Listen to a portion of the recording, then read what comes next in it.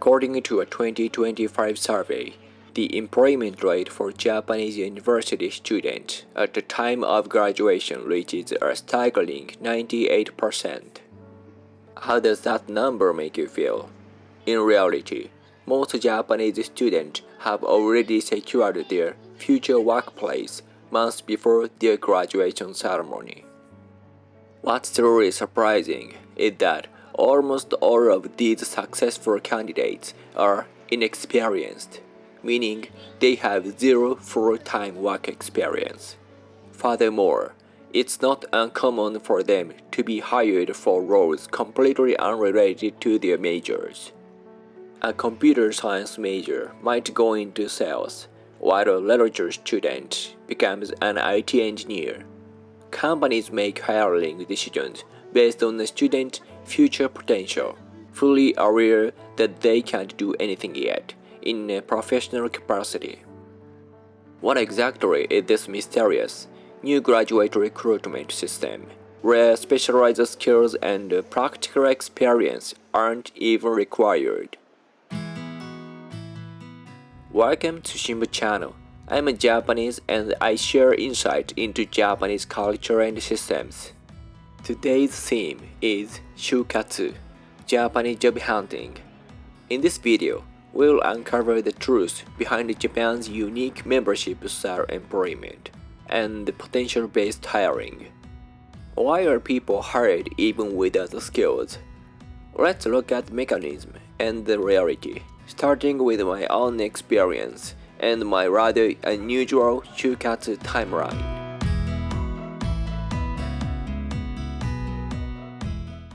Section 1. The mass hiring waves versus academics. To be honest, my job hunting journey had a very late start. Initially, I intended to take the teacher recruitment exam, so private sector job hunting wasn't even on my radar. I spent every day buried in preparations for my university seminars. Seeing my classmates, seniors, and even my older brother looking so exhausted by the process made it a choice I wasn't particularly eager to make. It was only just before the selection process began in earnest that I thought, maybe I should try applying to a few companies I'm interested in. Naturally, I hadn't done any of the typical preparations, like internships, which highly motivated students usually complete. I did participate in one internship on a whim, but in the end, the company I actually interviewed with was a completely different story. Regarding the field I applied for, I was studying as a complete novice with no direct connection to my specialized field of study. Even though I only applied to a few companies I liked, it was a very difficult time. I was trying to balance researching those companies with preparing for my seminars and master's thesis. If you don't secure a job offer smoothly and the process drags on, the deadline for your thesis and the graduation deadline for job hunting approach at the same time. It becomes an incredibly grueling situation, both mentally and physically. Why is job hunting, which technically could be done after graduation, treated as if the deadline is by graduation day, creating such a sense of desperation? It becomes Japanese job hunting is a massive wave called Ikkatsu Saiyo, simultaneous mass hiring. If you miss this wave, it's difficult to recover. Generally, the gates open all at once in the latter half of the junior year, and by the summer of the senior year, most student paths are decided. The biggest problem is that this process, submitting entry sheet, taking aptitude tests, and multiple interviews, completely overlaps with the busiest period for graduation or master's thesis.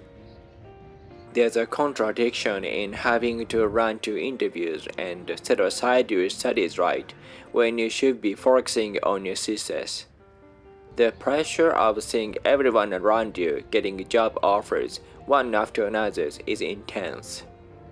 There's a unique sense of anxiety and peer pressure, a feeling that if I miss this wave, there won't be another. Section 2.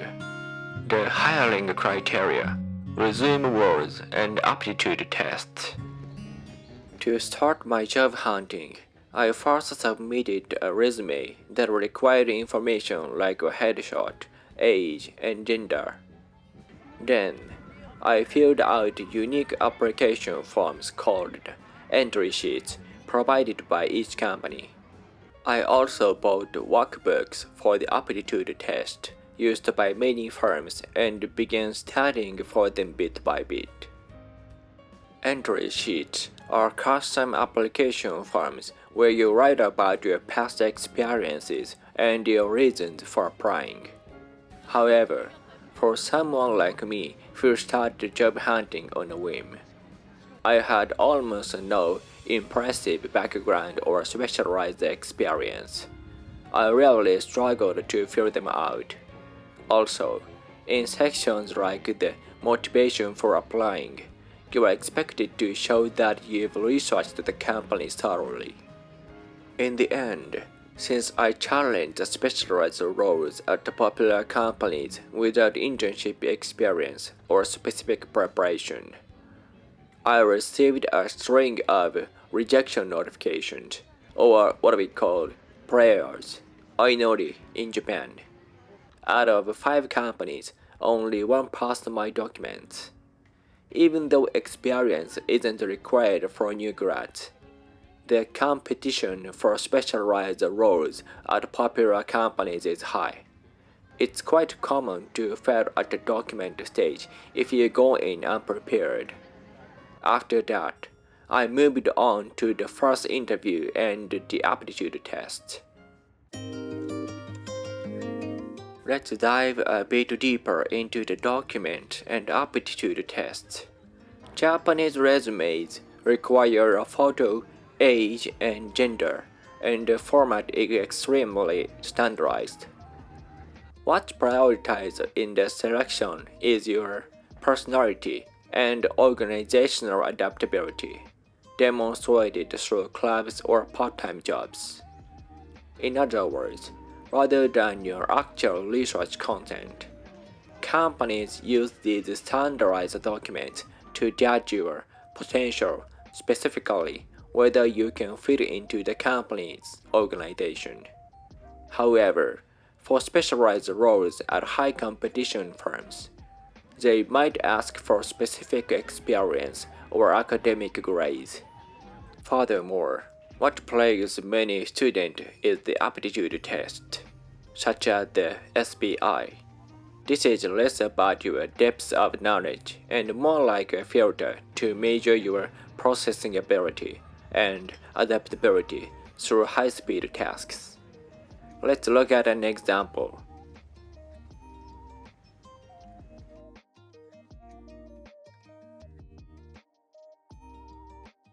The problems themselves aren't that difficult, but you need to solve many of them continuously in a very short amount of time. No matter how smart you are, if you aren't used to these rules specific to Shukatsu, you might get caught. Even if you have the ability, the final outcome is often influenced by your level of preparation and a certain amount of luck or fate. Section 3. The Secret of Japanese Employment, Light and Shadow. In my case, I was able to secure a job offer from that one company where my document passed after an aptitude test and several interviews. By the way, if you aim to be a teacher, you do need to a different process, including specialized written exams and mock lessons. On the other hand, my brother's experience was much harsher. I only applied to about 5 companies, but my brother struggled while applying to nearly 40. I felt this difference was due more to the economic climate of that year rather than individual ability. Also, back then, all interviews were in person, so he was traveling all over the country to take them, which seemed physically exhausting. After joining the company, even though I had zero practical experience, they provided a thorough training program lasting over 3 months. Being able to learn from the basics while receiving a salary was a blessing for me. However, some of my colleagues were dissatisfied, saying the content is too standardized. I want to get into the field sooner. Then there's the issue of placement and work location. In Japan, the company usually decides which department you'll work in. Most of my colleagues didn't seem to get their first choice. I heard a story from a friend that someone joined wanted to be a programmer, but was assigned to accounting. This is the essence of Japan's potential-based hiring, a culture where the company bears the training cost to raise you from scratch. Larger companies offer more extensive training, but it's true that standardized content can lead to frustration when it doesn't match an individual's level, delaying their entry into actual work. Furthermore, this system has a major trade-off. In exchange for the company taking the risk of hiring someone inexperienced, starting salaries are kept low, and the authority to decide your department and work location is handed over to the company. These placement risks and location risks are called Haizoku Gacha, placement roulette, online, and they are perhaps the darkest shadow of potential-based hiring. Additionally, the value of your new graduate card is unfairly dictated by the economy, leading some students to choose graduate school just to wait for a better time. Section 4. Conclusion and Final Thought. Looking back, the only reason I, as someone with no experience, could start my current career was because of this new graduate recruitment system. If hiring were based strictly on past achievement, I wouldn't have even made it to the starting line. For many students, it's a massive safety net, and even if you fail, there's a path to try again as a second new graduate, 第二新卒. However, we cannot ignore the downsides like low starting pay and placement gacha. Recently, moving to a new job after gaining experience has become common. While this is an opportunity for individuals, it makes it harder for companies to recover their training cost. Also, the excessive pressure before graduation on student mental health is a pressing issue within the system. What do you think about this Japanese hiring system? Please share your thoughts and the situation in your own country in the comments below. Thank you so much for watching today's video. If you have any questions or if you'd like to share your own experience, please feel free to comment below. I really appreciate hearing your perspective. Your feedback really helps me improve, not only in making videos, but also in learning English. See you next time.